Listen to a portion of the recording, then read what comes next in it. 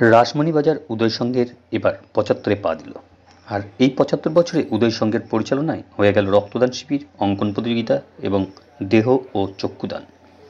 ক্লাবের সম্পাদক ও সদস্যরা ঠিক কী জানালেন এদিনের অনুষ্ঠান থেকে, দেখে নিন আমাদের ক্যামেরায়।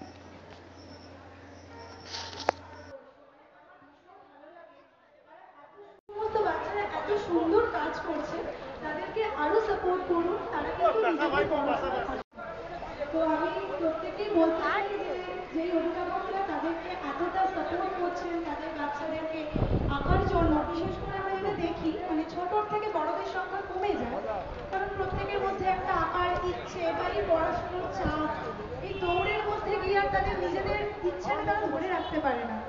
তো আমি বলবো সেই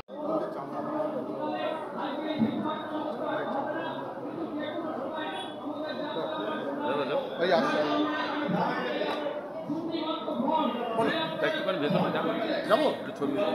ও আচ্ছা,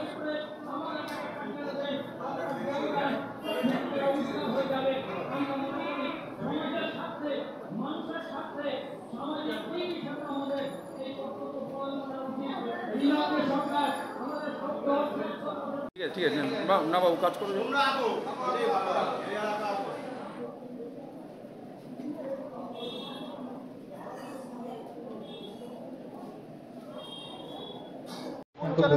বিচারক আমাদের সঙ্গে সাধারণ সম্পাদক শ্রী প্রদীপ সাহা।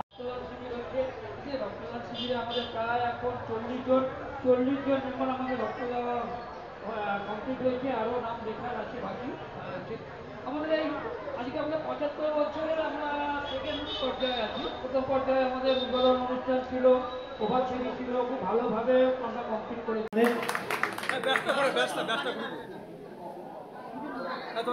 সুবীর মুখার্জি কোষাধ্যক্ষ, তিনি চক্ষুদানের অঙ্গীকার করলেন এবং এই মুহূর্তে আমরা আমাদের সংবাদ মাধ্যমের প্রতিনিধিরা রয়েছেন, বিশ্ববার্তা টিভি সহ একাধিক চ্যানেল উপস্থিত আছেন, তাদের সকলকে আন্তরিকভাবে শুভেচ্ছা জানায় রাসমণিবাজার উদয় সংঘ।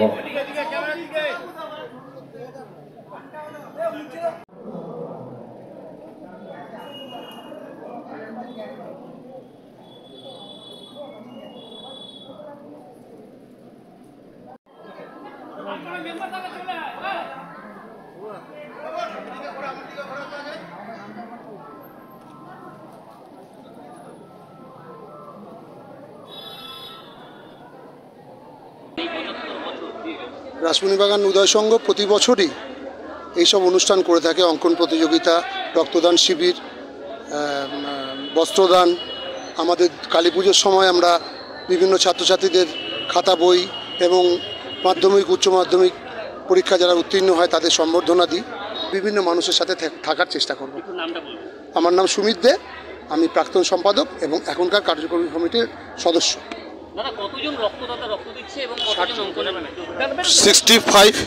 65 তো হবে রক্তদান শিবির। প্রায় 200-র মতন আপনার বসে আঁকো প্রতিযোগিতা অংশগ্রহণকারী আছে, এইভাবে আছে।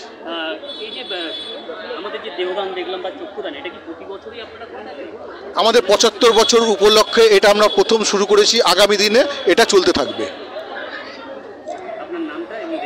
আমার নাম অশোক সাহা, আমি এখন এই ক্লাবের সভাপতি।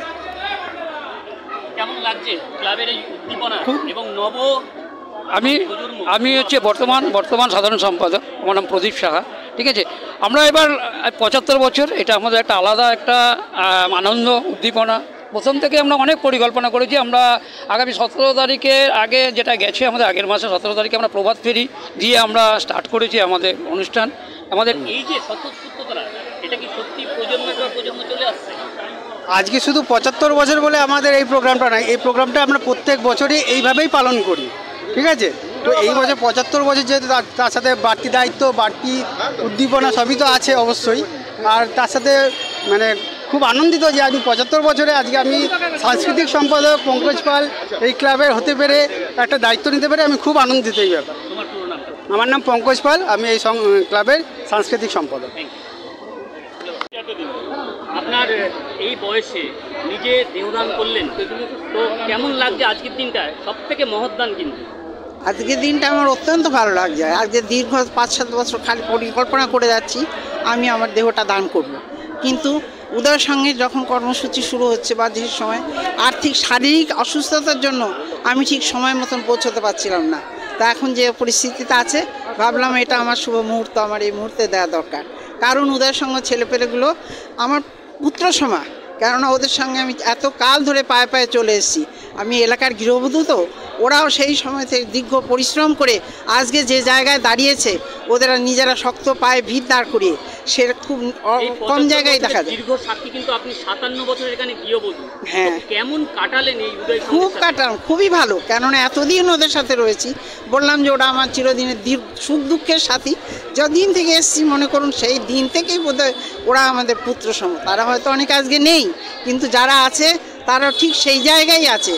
যার জন্য আজকের এই দেহদানটা আস্থা রেখে ওই আমার এই সমস্ত ছেলে মেয়েদের উপর ভরসা রেখে এই দেহটা আমি দান করলাম, মরণোত্তর দেহটা। আমার নাম ইনিয়াদ্দি সরকার।